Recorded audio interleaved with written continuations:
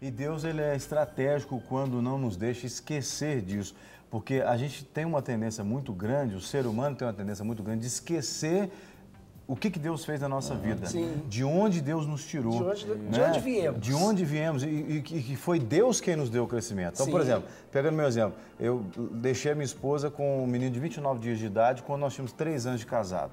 Hoje nós temos 18 anos de casado, mas eu sempre lembro e louvo a Deus pelo que Deus fez. Então, se hoje eu cheguei até aqui, foi porque Deus me trouxe. Não foi porque eu sou um cara bom demais, não é porque eu tenho talento, não é porque eu sou um amigo de alguém, né? Mas é porque Deus teve misericórdia e mudou a minha história. Exatamente. E se o meu casamento hoje é restaurado, transformado, não é porque nós somos um casal perfeito, mas é porque Deus interveio na nossa vida de tal forma que mudou, interviu, melhor dizendo, que mudou a nossa história. Exatamente. Né? E uma coisa interessante é que essa situação, ela passou a ser um memorial para você. Sim. Então, sempre que você lembra disso, você vê isso como um marco na sua vida, na sua história, no seu relacionamento. Traz de novo, e essa é uma coisa que eu acho linda no relacionamento de Deus com a gente, traz de novo a nossa humanidade. Sim. Hoje, quando você se depara e vai aconselhar alguém que está vivendo uma situação, você vai virar e falar assim, eu fiz isso. E Deus fez isso na minha vida e pode fazer na sua pois também. Pois é, eu fiz isso. Então, eu vou olhar para aquela pessoa com um olhar de misericórdia. Sim. Sim. Eu vou colocar compaixão na situação que ela está vivendo, porque se ele está fazendo uma coisa que eu também fui capaz de fazer, então ele não é diferente de mim. Agora sim, como Deus fez comigo, ele pode fazer com você. Agora tem um perigo nisso aí. Vamos ver se vocês vão concordar comigo. Tem muita gente que vê Deus fazendo, ela avança na caminhada dela, chega num determinado lugar da caminhada dela que por algum motivo ela é tentada, ela é pressionada, o diabo muitas vezes tenta acusar, ó, você tem aí um ponto de fraqueza. E aí a gente esquece que Deus já mudou aquela história e começa a achar que aquela porta velha ainda é velha. Aí tem a tranca, né? Tem a tranca. Mas a gente esquece que a tranca foi trocada. Pois é. Esquece que a gente tem a tranca nova. A gente acha que a porta ainda é velha. Sabe por quê? Porque o cara não invernizou a porta. Faltou um verniz. E aí não adianta. Não adianta. Porque o verniz brilha, né? O cara tem que ter o brilho de Jesus, né? Tem que pôr verniz lá. Mas uma coisa interessante é que quando eles saquearam ali Jerusalém e levaram o pessoal, a porta ela também foi queimada. Eles puseram fogo também. Então, além de estragar, ainda queimou. E muitas vezes as pessoas que a gente trabalha na área de cura, elas ficam queimadas pela família, pelos amigos. Isso fala reputação. É, reputação, entendeu? Então, isso aí isso tem que ser recuperado. Tem que ser recuperado. Essa questão tem que ser trocada. E muitas vezes ele vai lembrar depois que vem a restauração e que essa forma que ele foi queimado, ele volta a ter aceitação. Ele vai ver que quando ele foi queimado, né, ele vai lembrar, não, poxa, agora eu estou sendo amado, estou sendo querido pela minha família, estou sendo recebido, você entendeu? Vai ver, não, naquela época eu fui queimado ou eu queimei também, não é? Que pode partir da pessoa também. Então aí ela vai restaurar aquela porta e tirar aquela parte queimada. Ela vai ser substituída, vai se tornar uma nova porta. Aí que você vê que você falou, ela vai lembrar daquilo para seguir em frente. Aquilo vai ajudar, Paulo fala, você vai usar aquilo como esterco para a sua vida daqui para frente. Você tem que usar como esterco, não é para ficar lembrando e cair, não é o contrário, para ficar lembrando e caminhar e seguir em frente. É porque assim como tem a porta velha, tem as memórias antigas, as memórias velhas, que vão nos acompanhar para onde a gente for. E por isso que nós precisamos que essas nossas memórias elas sejam abandonadas. Não quer dizer que nós vamos experimentar uma amnésia espiritual, que não é isso.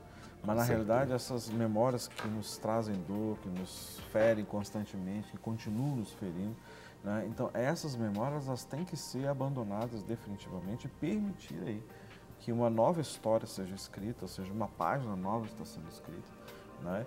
E o Senhor possa trabalhar e restaurar essas coisas do passado e aí ser uma porta nova, né? Ou seja, a porta é a mesma, só que ela foi restaurada, mas quando você abre, você tem livre acesso para uma nova realidade, né? Uma nova realidade. E a gente nunca pode esquecer, assim como nós falamos a respeito da porta das ovelhas, que o Senhor Jesus sempre ele se apresentou como a porta. Eu sou a porta, não é?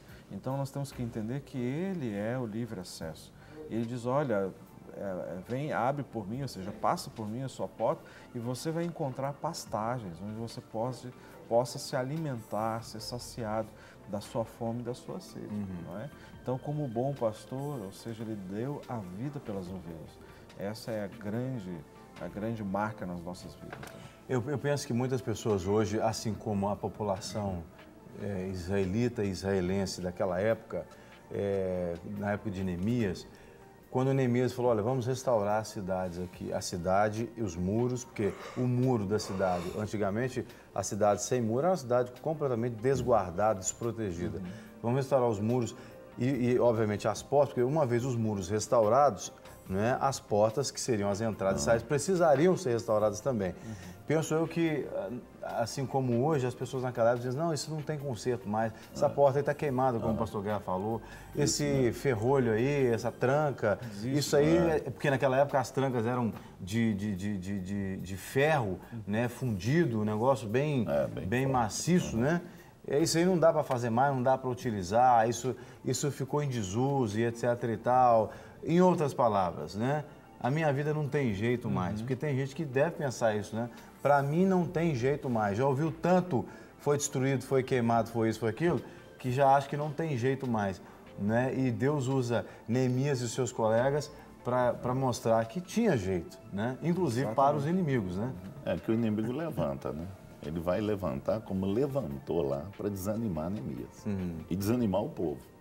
Então, muitas vezes a pessoa ela chega para a igreja, ela está tá naquele pique que recebeu Jesus, glória a Deus, primeiro amor e tudo, mas aí o diabo, ele vai tentar chegar e ameaçar como Neemias foi ameaçado. E outra coisa, muitas vezes é uma mentalidade que é passada aí, que as pessoas falam assim, você vai batizar, depois disso vem luta, vem não sei o que lá. Não passa essa mentalidade para as pessoas, não, que isso não é certo, não.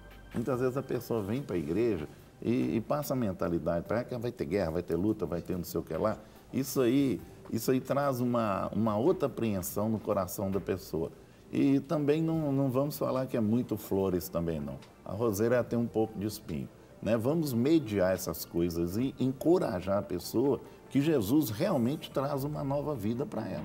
E Ele restaura mesmo e restaura definitivo. Amém. Eu creio sim, Jesus restaura definitivo. Ponto final. E essa palavra é muito importante o senhor falar dela, porque o Bruno lá de Passo Fundo é Paraná? Rio Grande do Sul. Rio Grande do Sul. É lá perto da casa do Rogério.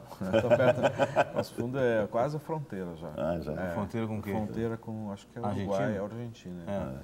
Bom, então, o Bruno de Passo Fundo, ele acabou de ligar, segundo a produção me informa, perguntando o seguinte, até que ponto os maus pensamentos, as más lembranças influenciam no dia a dia da pessoa? Ele pergunta isso porque ele, quando lembra de algumas coisas, ele lembra do passado dele, tem vontade de morrer. Né? E, inclusive, já tentou suicídio, segundo a produção. A questão é que quando nós olhamos para trás e vemos aquilo que nós vivemos, nós precisamos entender que aquilo não faz parte da nossa nova vida mais. Porque se nós fomos transformados em Cristo e vivemos em Cristo, nós vivemos uma nova vida. Então a palavra de Deus é muito clara, as coisas velhas se passaram, tudo se faz novo. Agora, muitas vezes, quando a pessoa não consegue viver esse novo de Deus, que eu creio que é essa a questão, né? Ele começa a sentir isso como um peso. Então, vem a dúvida, será então que as minhas coisas velhas não passaram? Será que eu não nasci de novo? Né? Então, é colocar a fé em ação de acordo com aquilo que a palavra de Deus diz. E para cada uma dessas situações do passado, ele procurar a cura. Então, tem determinadas coisas, e aí eu quero de novo voltar na questão do memorial. Eu gostei dessa ideia, sabe? Quando o povo de Israel, junto com Josué, passou o Jordão, eles construíram um memorial feito de pedras. O Senhor mandou que se estabelecesse ali, no meio do Jordão, um memorial uma coluna de pedras. Cada pedra representava uma das 12 tribos. Só que depois o rio veio e cobriu. Então, muitas coisas na vida da gente, elas deverão ficar como lembranças, mas elas não devem vir à tona mais. Elas existem. Não podemos negar a nossa história, mas isso já não vai ser mais visível. O reflexo disso não é visível mais. Eu saí do deserto. Está eu já lançado alcancei, no mar do esquecimento. Exatamente. Eu passei o Jordão, eu já estou vivendo a promessa de Deus para mim. Agora, muitas vezes as pessoas não conseguem fazer isso.